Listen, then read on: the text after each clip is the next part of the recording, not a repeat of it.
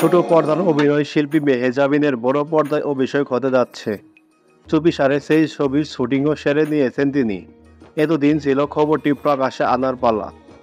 প্রিয় মালতী নামে সেই ছবির ঘোষণা এলো গতকাল।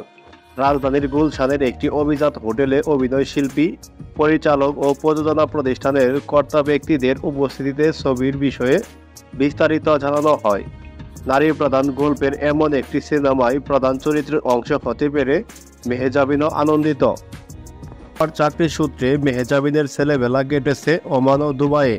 মরুর দেশ থেকে 2008 সালে দেশে ফেরেন তিনি। পরের বছর নাম লেখান লাক্স চ্যানেল আই সুপারস্টার প্রতিযোগিতায়। এ আয়োজনে চ্যাম্পিয়ন হয়েই অভিনয় অঙ্গনে পথ চলা শুরু তার। এরপর কেটে গেছে 15 বছর। 4 শতাধিক নাটকে অভিনয় করেছেন মেহেজাবিন। বিচিত্র সব চরিত্র তাকে পর্দায় পেয়েছেন দর্শকেরা।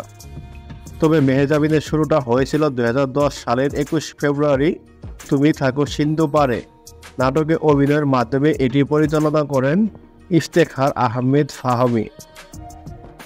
বড় পর্দায় অবশ্য মেহেজাবিনের অভিষেক হওয়ার কথা ছিল 1.5 দশক আগে।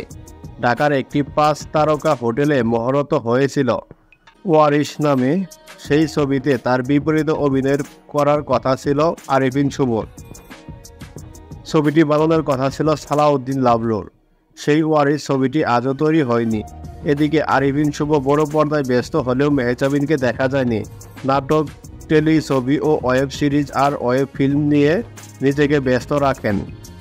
নানান সময় পরিচালকেরাও তাকে নিয়ে বড় পর্দায় আনতে চেয়েছেন, কিন্তু তার চূড়ান্ত রূপ পেতে এতটা সময় লেগে গেল। প্রথমবারের মতো প্রেক্ষাগৃহে মুক্তি পেতে যাচ্ছে প্রিয় মালতী সিনেমাটি। মেহেজাবিন চৌধুরী এ যেন স্বপ্নের দিনের মতো। 19 এপ্রিল ছিল মেহেজাবিনের জন্মদিন। এদিন বিকেলে ঢাকার একটি অভিজাত হোটেলে জমকালো আয়োজনে সিনেমার ঘোষণা দেওয়া হয়।